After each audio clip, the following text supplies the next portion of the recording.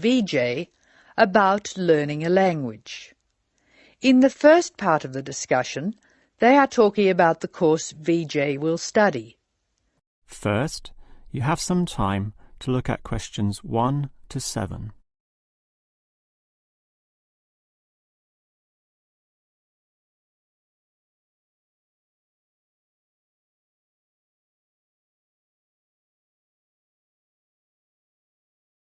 Now we shall begin. You should answer the questions as you listen, because you will not hear the recording a second time. Now listen carefully and answer questions 1 to 7. Hello. May I help you? Hello. Is this the right place for me to register to study foreign languages? Yes, it is. May I have your name, please? Vijay. My family name is Paresh. Vijay Paresh. Okay. Do you have a telephone number? Yeah. 909-2467. Thank you. Now, which language would you like to learn? We offer French, Italian, Cantonese, Mandarin, Spanish, Portuguese. I'd like to learn Spanish, please. Okay. Our classes are conducted in lots of different places. We have classrooms in the city and here in this building. What's this building called? This is Building A. I work near here, so it'd be best to study in Building A. What time do you want to come to lessons?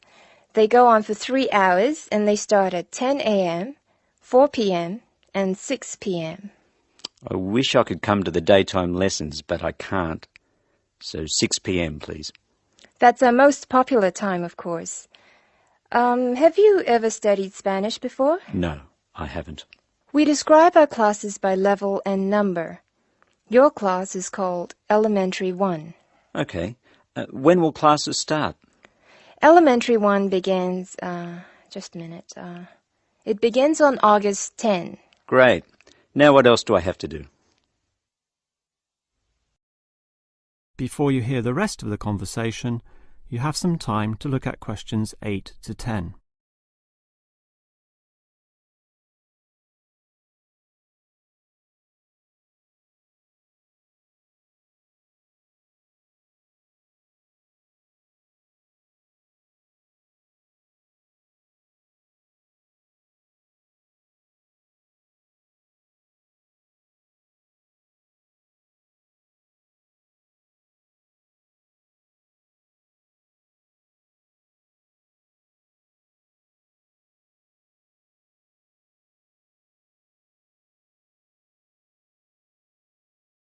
Now listen and answer questions 8 to 10. I'm sorry, Vijay. What were you saying? I wanted to know what else I had to do. Oh, of course. Please go to the building on the other side of Smith Street. I want you to go to the reception area first. It's just inside the door on the left as you enter from Smith Street. Give them this form. Okay. Do I pay my fees there? No, but the fees office is in the same building. Go past the escalators and you'll see a games shop. It's in the corner. The fees office is between the games shop and the toilets. Thanks. Where can I buy books? The bookshop is opposite the lifts. It's right next to the entrance from Robert Street. Your offices are spread out. Not as badly as they used to be. By the way, we offer very competitive overseas travel rates to our students. Oh, I'd like to look into that. Of course. The travel agency is at the Smith Street end of the building, in the corner next to the insurance office. Thank you very much. Bye.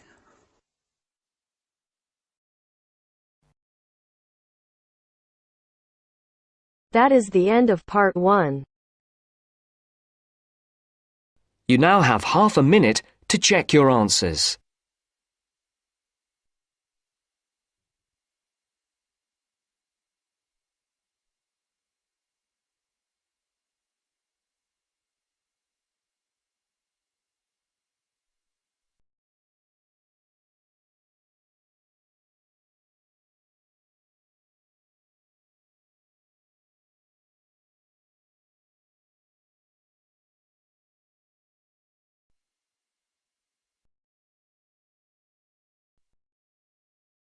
Now turns to Part 2. Part 2. You will hear a university administrator telling a group of new students about the central campus buildings and the facilities they provide. First, you have some time to look at questions 11 to 16.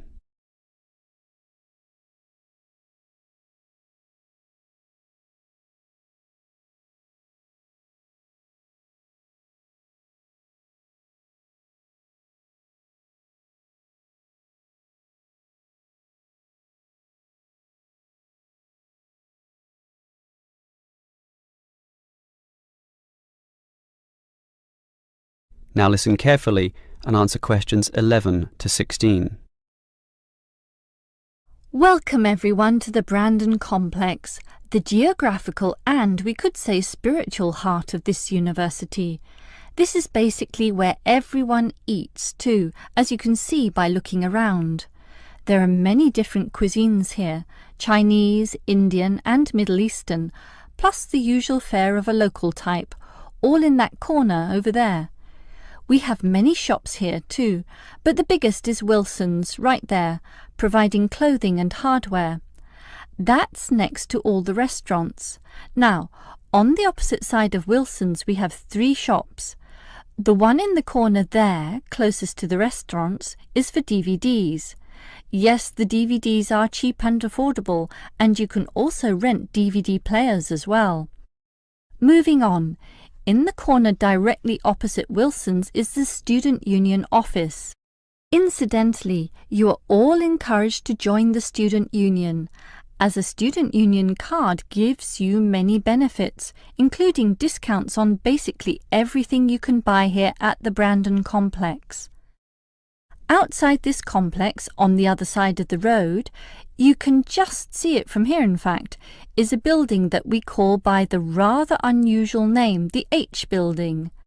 Next to this, on the other side of some trees along the main road, is the Engineering Institute, but that doesn't have anything to do with the Brandon Complex. One last thing is that just outside this door, near us here, you can see a grassy oval patch. Well, that's the playing field for what we simply call the fitness room, which is alongside. So you can put on some calories here at the restaurants and then burn them off at the fitness room afterwards. Oh, I forgot to mention this shop right here, in the middle, beside the Student Union. It's the bookshop. And as you can see, it's always busy, always popular. You can buy newspapers, magazines and stationery there, plus a few clothing items as well, just as you can at Wilson's. Why don't you go and take a look right now? Before you hear the rest of the talk, you have some time to look at questions 17 to 20.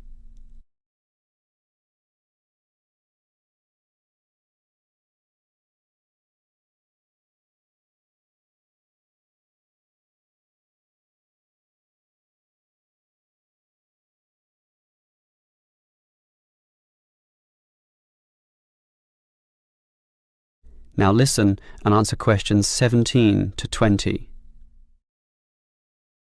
Now, I'd like to tell you a bit more about one of the buildings here, namely the H Building. Despite its bland name, you might be interested in what goes on there. It is our main recreational centre, with halls, offices and space available for a variety of activities, mostly for those who want to get fit. For example, if you're interested in yoga, you're in luck, since 4 days a week there are free yoga classes. They have several levels, so if you're a beginner, you'd have to start with that. You can check the schedules on the wall there. Yoga used to be at night, but now it's in the mornings, but not on Wednesdays. Along those same lines, there's aerobic dancing in the afternoon.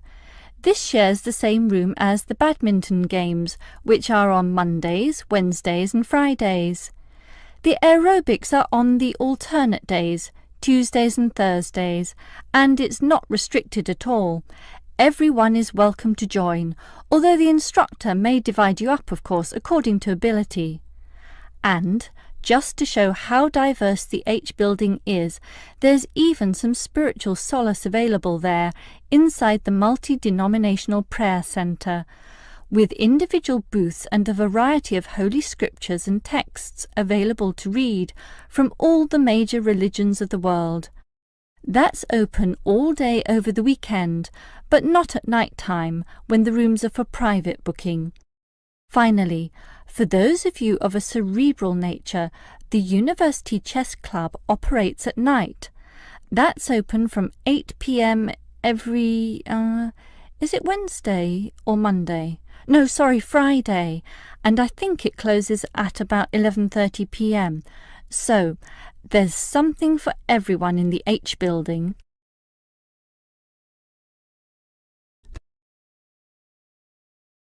That is the end of part 2. You now have half a minute to check your answers.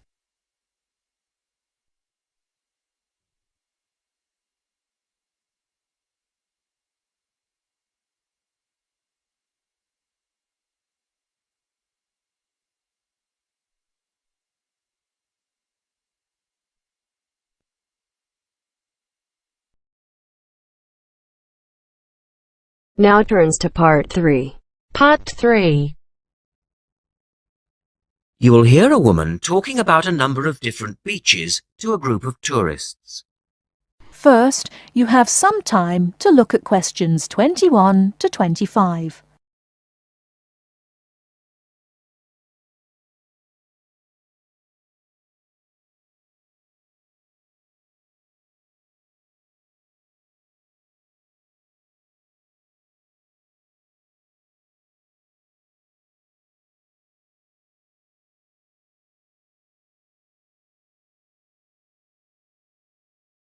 Now, listen carefully and answer questions 21 to 25.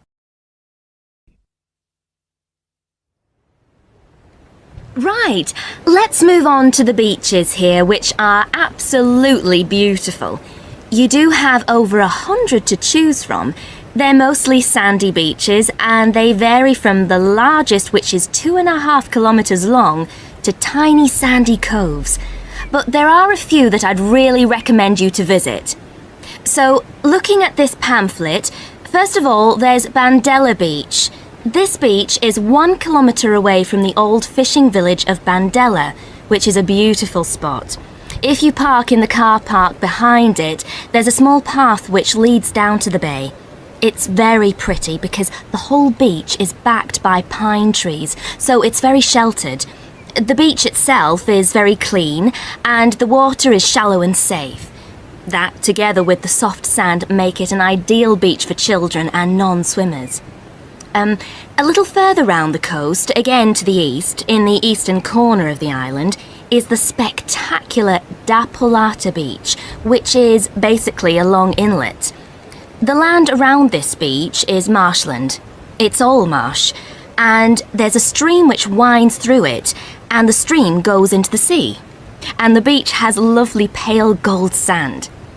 Access to this beach is quite tricky, and not for the less energetic. You have to go down a long flight of steps, 190 to be exact. But you'll be relieved to know that there's also a road which winds down to a car parking area. When you're level with the sea, there is a handful of shops and bars, and you can hire some beds and umbrellas. Continuing round the island, just past the tip of Calne, is the next beach I'd suggest you visit, and this is San Get. Why? Because there isn't a beach longer than this on the island. If you want to know, it's exactly 2.5 kilometres long, and that's a bonus because it means it never gets overcrowded. It has golden sand and clear blue water shelving into the sea. Before you hear the rest of the talk, you have some time to look at questions 26 to 30.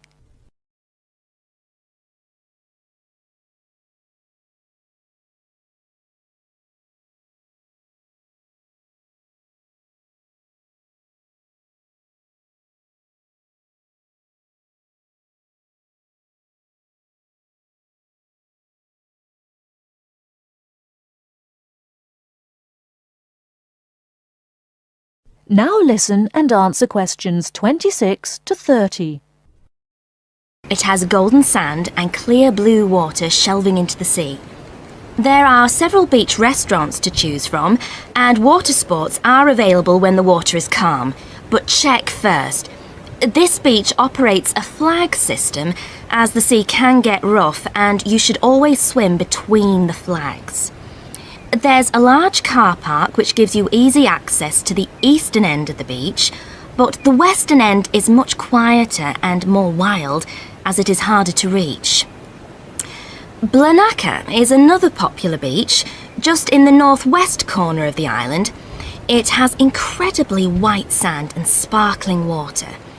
There is ample car parking here and plenty of bars and restaurants. Blanaka has white cliffs all around it, and for those of you who'd like a little more to do than just lazing on the beach, there are caves here which you can explore in the cliffs, and you can also dive into the water from rock platforms along the side of the cove. Well, my final recommendation for today is Disador. Now, this beach isn't quite as easy to get to as the others I've talked about. It's quite a remote little beach, tucked away here next to Blanaka. You can reach Disador by a steep slope which goes over some sandbanks.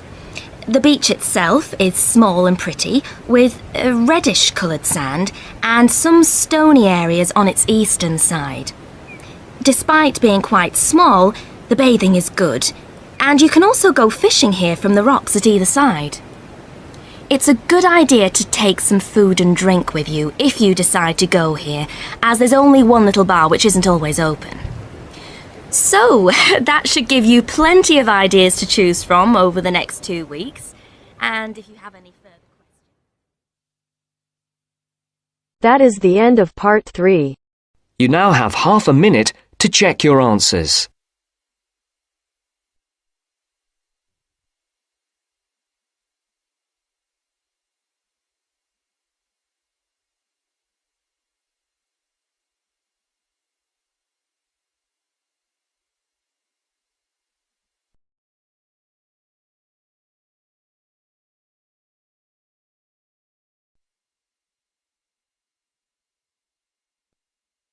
Now turns to part 4.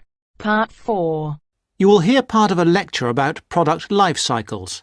First, you have some time to look at questions 31 to 40.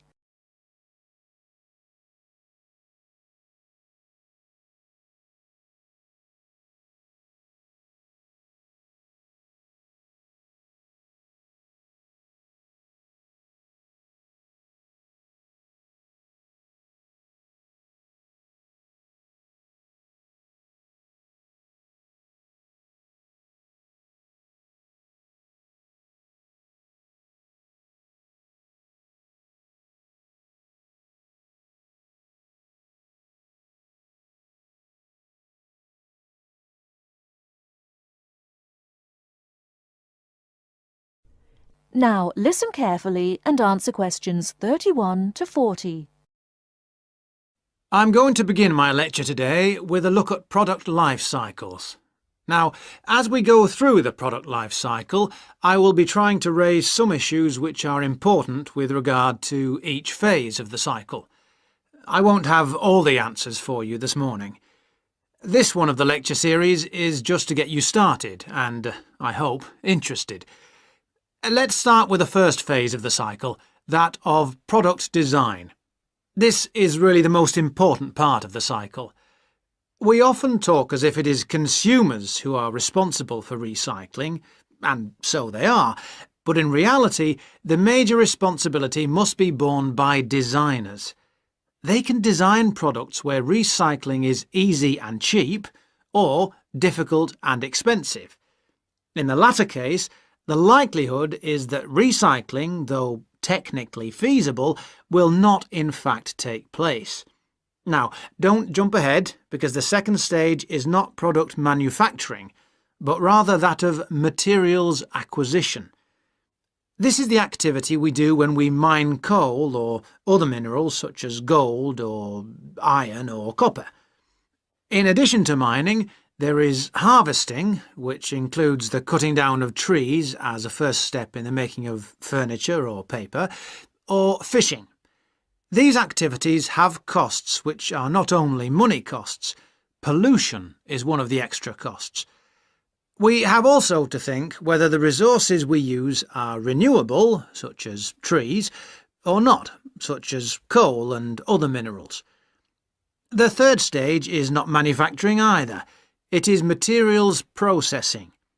This is where we take the raw materials and use energy to change them into a form that can be used in manufacturing. For example, trees must be turned into paper or oil into plastic. The cotton plants that grow in the fields must be turned into cloth. All of these activities require the use of chemical processes, and, as with all chemical processes, waste is produced, often of a dangerous kind. And now we come to the manufacturing stage. This is usually the most expensive in terms of cost and energy and waste. The wastes are often those that contribute to global climate change. For example, we make 41 billion glass containers, mostly bottles, each year, and we throw most of them away. A lot of manufacturing seems unnecessary if we could only organise things better. And this could mean greater profits for the manufacturing companies too. Stage 5 is packaging. Many products are packed in paper or plastic, which themselves, of course, have their own processes and costs. Excessive packaging is often criticised, but it must be remembered that packaging serves a purpose, often more than one purpose, such as maintaining freshness and hygiene, as well as providing information. In our globalised world, we must never forget the next stage, which is distribution. This is the stage where transportation and energy play a big part. Lorries, trucks, trains, planes and ships all use up the precious stocks of oil and, as we know, generate greenhouse gases, which, as we hear again and again, contribute to climate change. Stage 7 is the point of it all, using the product. Looking after products, using them in the recommended ways, timely repair and maintenance all reduce the need for early replacement and reduce the number of products in landfill sites. We should not encourage the purchase of single-use products, that is, products which are designed for use on one occasion only and then to be thrown away and replaced. I'm going to skip a stage for a moment and move straight on to the final stage, which is disposal, putting the product in the bin. This is the end of the life of the product and we lose it completely. It may have only a little value, but it does have a value even at this stage of its life, even in fact when it's actually in the landfill site. Now, I missed out one stage. This is a cycle within a cycle. That is, within the life cycle of the product, there can be a closed-loop cycle which can extract more value from the product. This is the reuse and recycle loop. It is a closed loop because, in theory, it can continue forever, though in practice, of course, this is not possible. Recycling products mean that they can be used to make more of the same product. CDs, bottles, books, or that they can be used to make different ones. For example, 1 pound of recycled paper can make 6 cereal boxes. And if we recycled all our newspapers, we could save 40,000 trees a day. Now, with this approach to the life cycle of a product in mind, we can go on to consider life cycle analysis. That is the end of part 4. You now have half a minute to check your answers.